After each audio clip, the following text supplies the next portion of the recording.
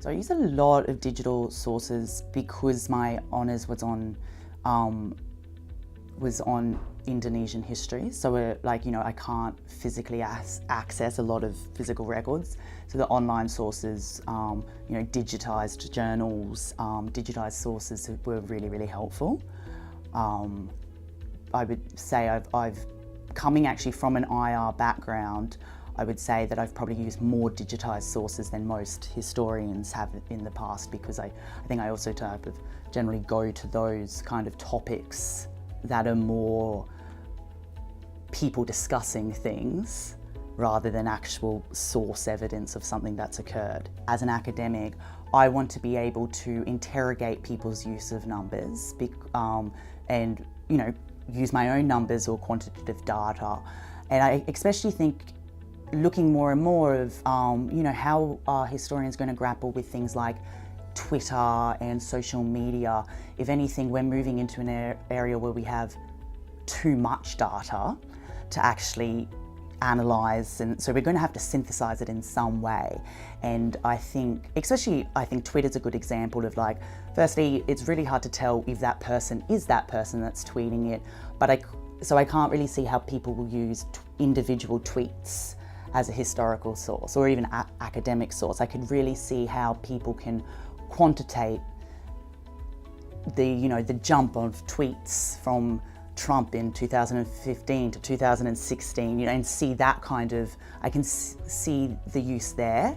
And so I really want to acquire those skills so that I can be part of that. And I just also feel like numbers are just like any other primary source that require interrogation. If you're going to be using them yourself or using somebody else's, or someone's really making an argument based upon them, I want to be able to check if you've completely distorted those numbers or not. Just like I would want to check your translation of something. Because as the technology to do quantitative analysis are becoming so much easier, and digitized, kind of especially crowdsourced digitized data banks are becoming bigger and better, and more people are adding to them, and I just feel that technical barrier is coming down.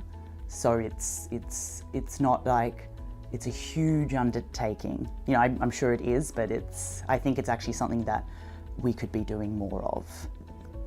The faith people have in numbers needs to be shaken a little bit, and showing that it's not that much difference. Like I would actually put them on par. I don't really think a number is any more reliable, or a statistic is any more reliable than somebody's argument about it.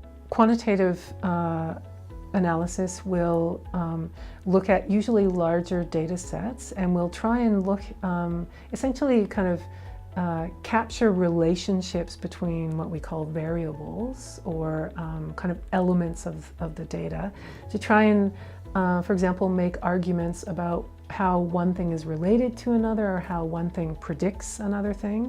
So we might be interested, just as an example, in tracking people over a long period of time who have been in prison. And we're trying to, in that case, understand what predicts their likelihood of coming back to prison, so something we call recidivism. So we take a large number of variables, that characteristics of these people, and we kind of use these variables to predict whether or not, what causes somebody to come back, or what increases the likelihood of people coming back or not. So there are many applications of quantitative data. That's just one example. Survey data is another classic use. And then qualitative data, I mentioned, these are things that it can range from content coming out of, for us, policy, or out of inquiries. Inquiry reports are great sources of qualitative data. Hansard, that kind of thing. So political or government discussion about bills being passed. Those are great sources of qualitative data, as well as interview data, as well as even observations. And we can use that kind of data in criminology to try and understand in a deeper way For example, I mentioned how people kind of construct their stories about who they are as offenders and whether or not they're shifting out of that and why, So we would use a variety of qualitative strategies to do that. So narrative analysis, content analysis, things like that. People who are looking, for example, at domestic violence as it's portrayed in using kind of social network analysis and things like Facebook or Twitter feeds, that kind of thing, to try and understand how arguments develop over time and shift over time, and for example, maybe how feminist responses to things like a police officer in Melbourne saying women should not walk alone at night, students can kind of scrape social media and track the shift in opinion over time following events like that. In newspapers produce information and stories at scale very quickly because there's a production process. It's done in a team. There's a whole newspaper is started and finished in less than 24 hours every single day.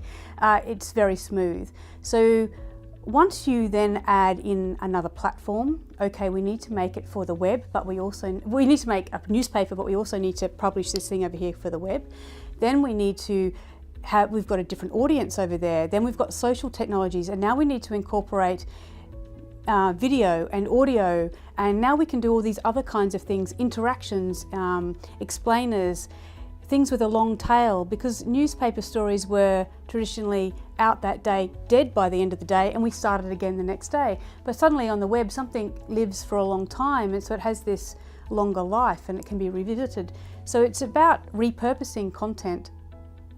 In the first instance, it was about repurposing news content for different platforms, but then the platforms enable you to tell stories in new ways, engage in new ways. So it really is reimagining a whole bunch of things: content, the way we collect it, the way we make it, the way we deliver it, and who's involved in that, the skill sets involved in that.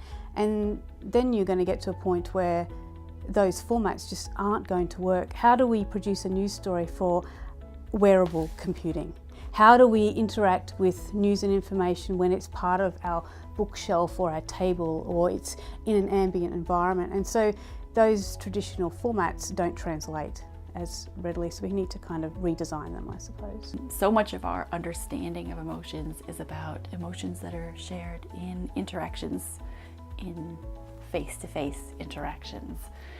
But in the 21st century, more and more of our communication is happening online, and our emotions in some ways are being reduced to a smiley face of a range of different smiley faces that we then have to interpret the emotional dimensions from.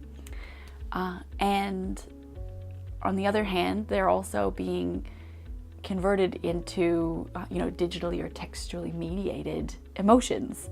So we're having to kind of try to articulate how we're feeling through text, with perhaps the addition of emojis and different GIFs or icons. And this is in some ways maybe liberating for some.